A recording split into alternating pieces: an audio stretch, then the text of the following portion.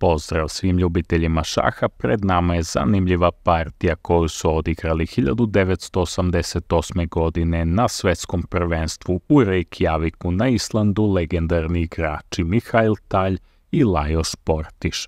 Pobednik turnira je bio Karpov, drugi je bio Beljavski, a Tal je zauzeo visoko treće mesto.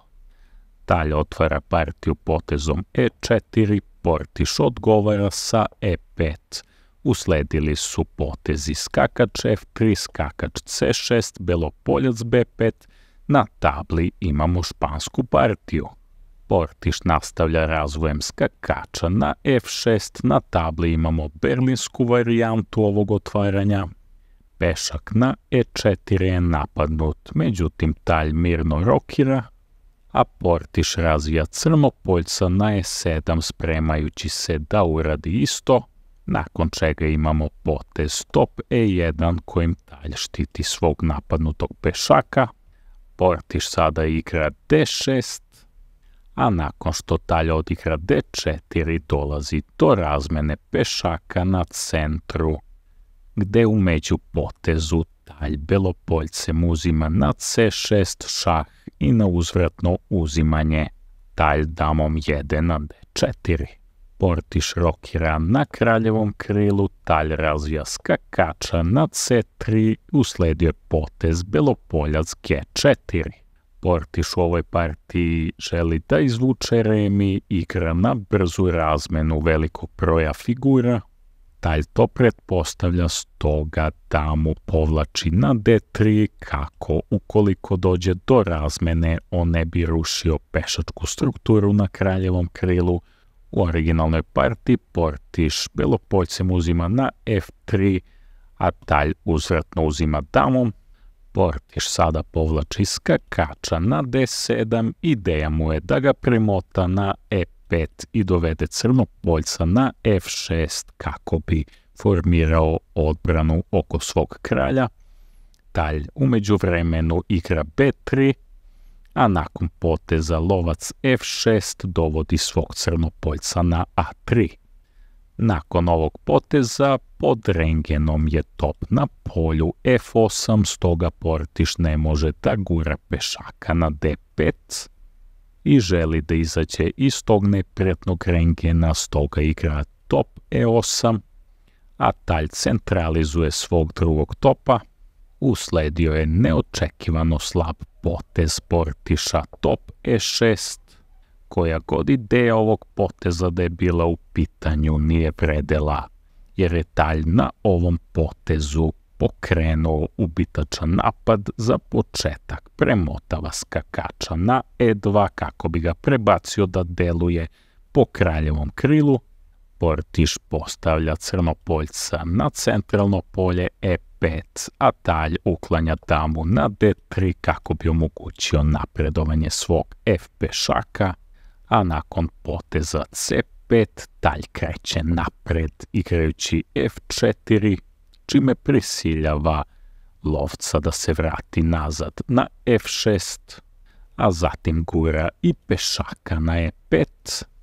Valja napomenuti da se Portišu ne isplati da uzme na E5, jer bi se suočio sa gubitkom skakača nakon razmene, tako da imajući u vidu ovo, Portiš napadnutog lovca šalje na H4, a Tal napadnutog topa povlači na F1, nakon čega lovac biva vraćen na E7. Portiš bezidejno vraća lovca na E7, a Tal igra crnopoljac B2 dodatno štiteći svog napadnutog pešaka na E5. Portiš i dalje bezidejno igra samo lovcem pa lovcem, povlači ga na F8. Tal sada premotava skakača na G3 kako bi pružio podršku guranju svog pešaka na F5. Portiš igra dama B8, a Tal menja svoju ideju igrajući skakač E4 sa željom da uskoči na G5. Portiš spušta damu na B6, I ovdje uočavamo njegovu zanimljivu ideju. Ukoliko mi dozvolite da odigram jedan slab potez, recimo A3, ideja dovođenja dame je bila da se odigra C4 šah sa istovremenim napadom na damu. Ovakav sled događaja bi prisilio talja da odigra dama D4, nakon čega bi došlo do razmene najjačih figura, a zatim i do razmene pešaka na polju B3.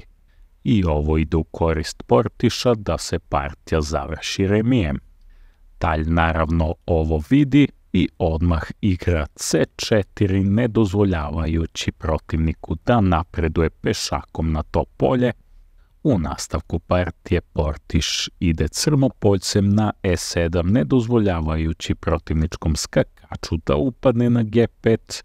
Međutim, talj igra na pobedu, podiže topa na treći red, a na top D8 ulazi u razmenu pešaka na polju D6. Portiš uzvratno uzima crnopoljcem, više ne kontroliše polje G5, stoga talj upada skakačem na G5 i pred crnim su dve pretnje, napadnut je top sa jedne strane, a sa druge se preti uzimanjem na H7.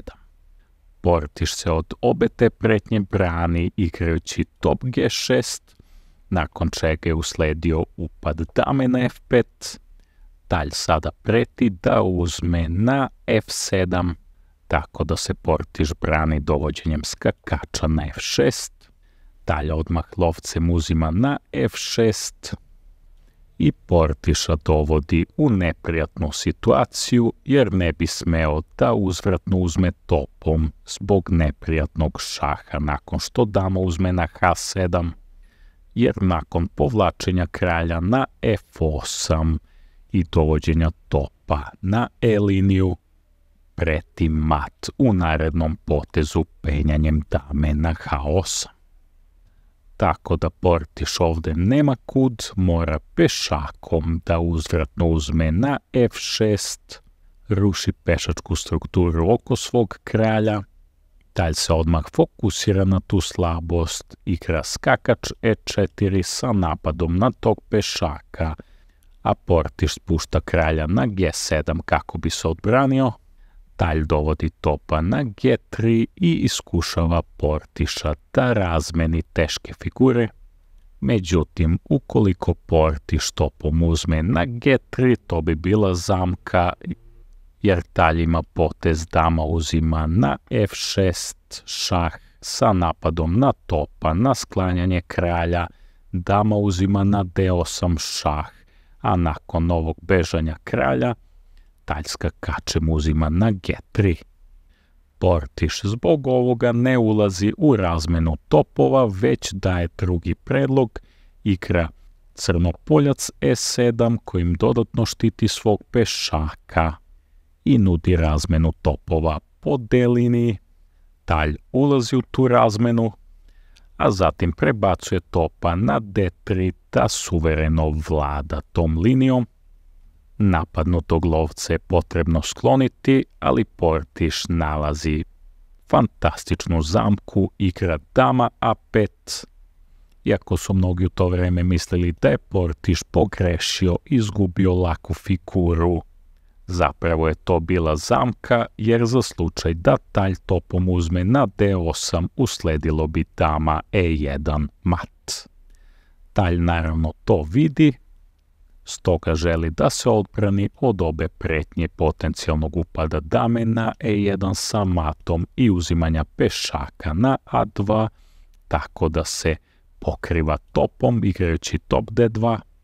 Portiš sada sklanja svog crnopoljca na E7, a talj kreće napred pešakom na H4 kako bi otvorio prozor svom kralju i napao topa koji se nalazi u nezavidnom položaju, stoga Portiš mora da igra H5, što dovodi do toga da talj damom uzima na H5, a nakon poteza F5 damom uzima i na F5, a Portiš uzvratno uzima lovcem na H4. Talj partiju nastavlja potezom dama E5 šah, Portiš se štiti vraćajući crnopoljca na f6, a taljska kačem uzima na f6, pritom više taj skakač ne štiti topa na polju d2, ali je Portiš u takvoj poziciji da ne bi smeo damom da uzme na d2 iz poteza skakač e4 sa otvorenim šahom, gde bi ostao bez dame. Zbog ovoga se Portiš u originalnoj partiji odlučuje da topom uzme na f6, a talj penje topa na d3. Naravno, sada Portiš ne sme damom da uzme na a2 iz poteza top g3 šah, gde nakon bežanja kralja Portiš ostaje bez topa. Zbog toga Portiš na ovoj poziciji igra dama b6 kako bi dodatno zaštitio svog topa i pešaka na polju c5, nakon čega je usledio fatalan potez po njega f5. Ovo je bio i posljednji potez u partiji, nakon čega je crni odlučio da se preda. Ovdje se radi o tome da crni nema šta da igra, neminovno u narednim potezima ostaje bez topa.